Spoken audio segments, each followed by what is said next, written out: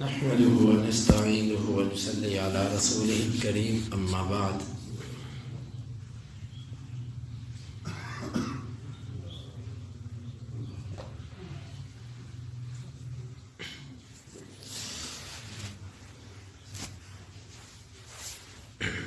قال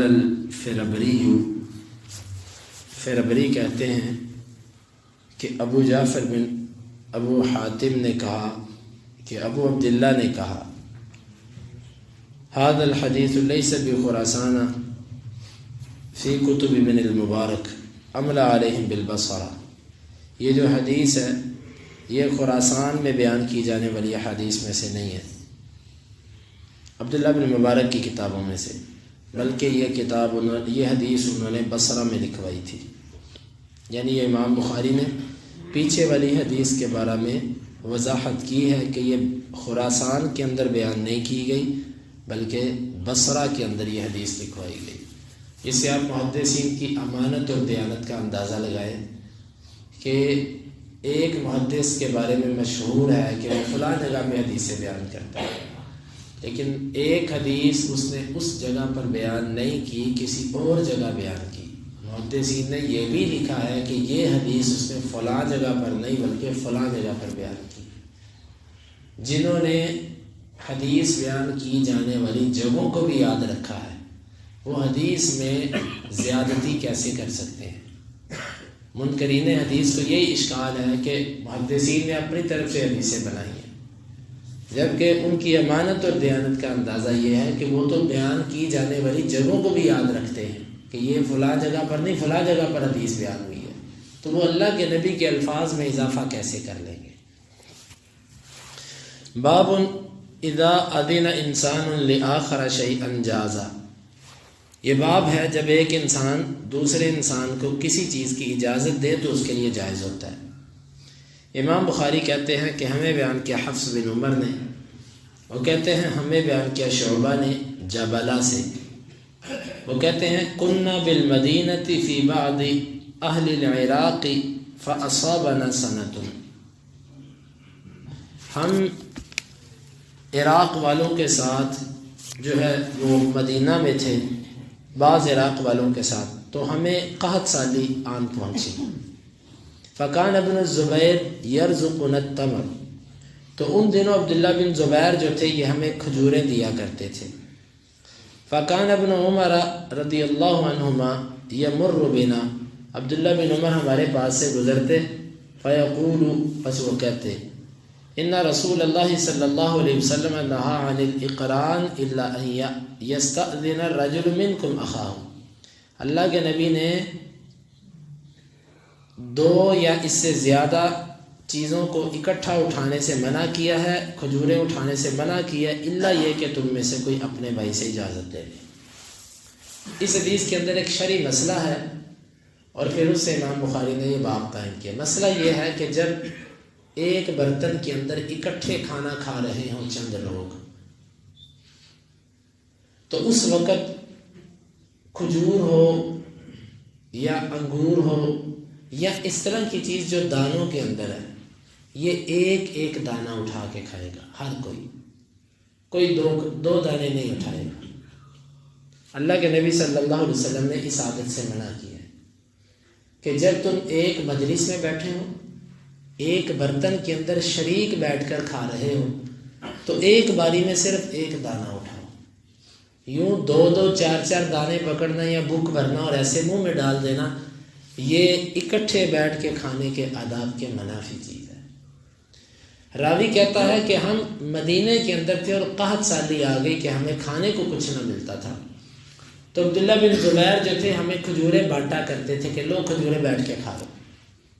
تو جب ہم کھجوریں کھا رہے ہوتے تو عبداللہ بن عمر پاس سے گزرتے نا، تو وہ ہمیں یہ حدیث سنا کر جاتے کہ اللہ کے نبی نے دو کھجوریں اٹھانے سے منع کیا ہے، ہاں اگر تم میں سے کوئی دو کھجوریں اٹھانا چاہتا ہے تو وہ اپنے ساتھیوں سے اجازت لے جو اس کے ساتھ کھانا کھا رہے ہیں کہ بھائی میں یہ دو اٹھا سکتا ہوں۔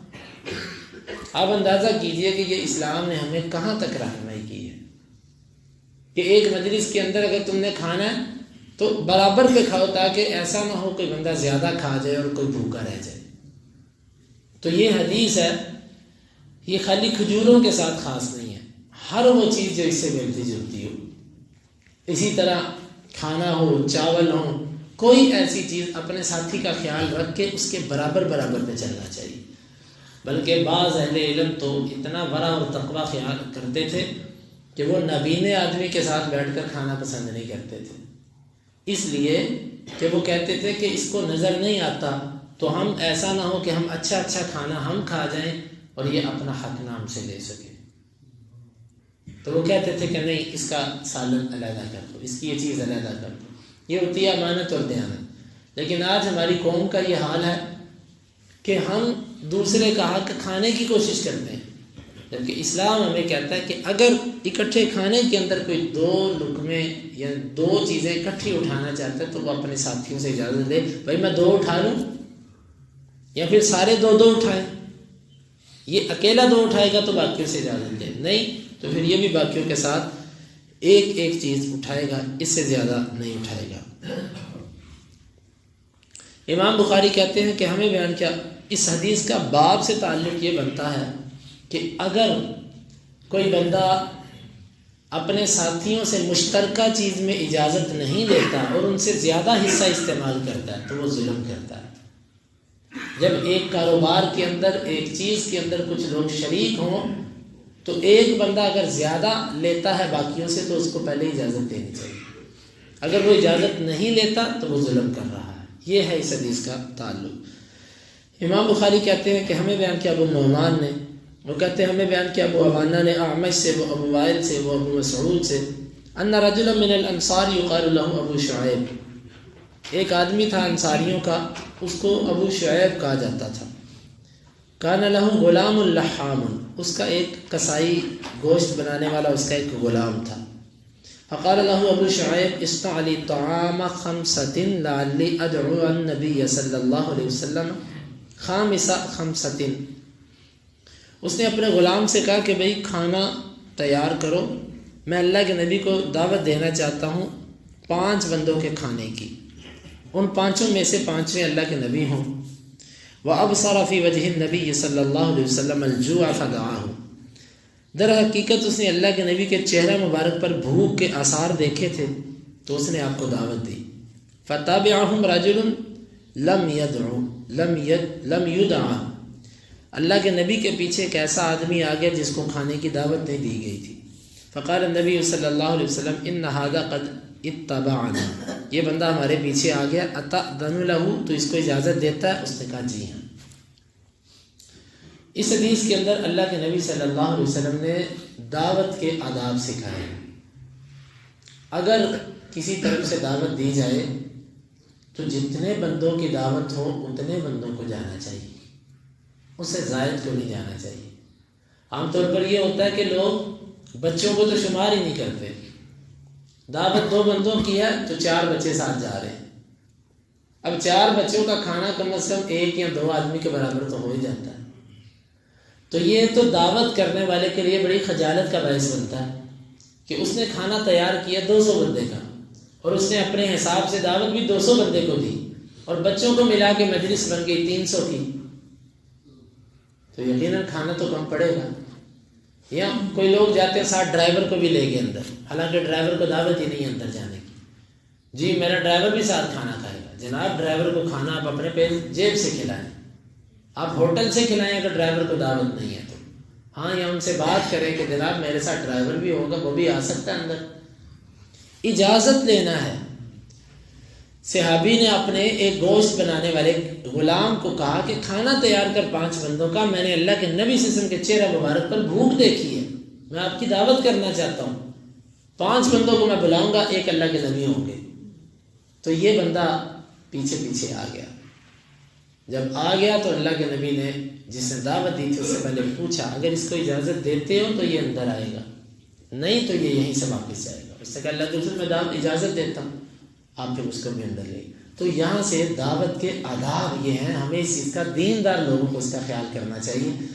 جس کی دعوت ہو، ہاں بعض جگہ ایسی ہوتی ہیں کہ اس پر انسان کو اختیار ہوتا ہے اور اس کو یقین ہوتا ہے کہ وہاں پر کھانے کی بھی فراوانی ہوگی اور وہاں پر میرے کسی تصرف سے وہ ناراض بھی نہیں ہوگا، ایسے موقع پر پھر بھی اخلاقی حق یہی بنتا ہے کہ بندہ اس کو پہلے آگاہ کر دے کہ یار میرے ساتھ 1-2 ساتھی ہوں گے، 2 ساتھی 3 ساتھی آ جائیں، یہ اخلاقی حق بنتا ہے۔ حالانکہ اللہ کے نبی صلی اللہ علیہ وسلم مبارک شخصیت تھے، آپ کہتے چلو سارے صحابہ بھی آ جائیں، میں اپنا لعاب ڈالوں گا، کھانا کم نہیں ہوگا، لیکن نہیں، اصول ہوتا ہے، طریقہ ہوتا ہے۔ تو ہمیں اس حدیث میں بھی دعوت دیے جانے کے آداب سکھائے گئے ہیں کہ جتنوں کو دعوت ہو اتنوں کو جانا چاہیے۔ اگر کارڈ کے اندر 2 بندوں کا آتا ہے تو ہمیں یہ پوچھ لینا چاہیے بچے ساتھ آئیں کہ نہ آئیں، بلکہ خود ہی سمجھ جانا چاہیے کہ 2 بندوں کا لکھا ہوا ہے، بچوں کا نہیں، تو صرف 2 بندے جائیں۔ تو اس لیے یہ بہت بڑا ایک حق ہے ہمارا۔ امام بخاری نے اس کو ظلم کے باب میں ذکر کیا۔ کیوں؟ یہ ظلم ہے کہ آپ کسی کی دعوت پر بن بلائے اپنے ساتھ لوگوں کو لے جائیں۔ بلایا آپ کو کیا ہے، آپ اپنے ساتھ 2 بندے اور لے گئے، تو یہ ظلم ہے۔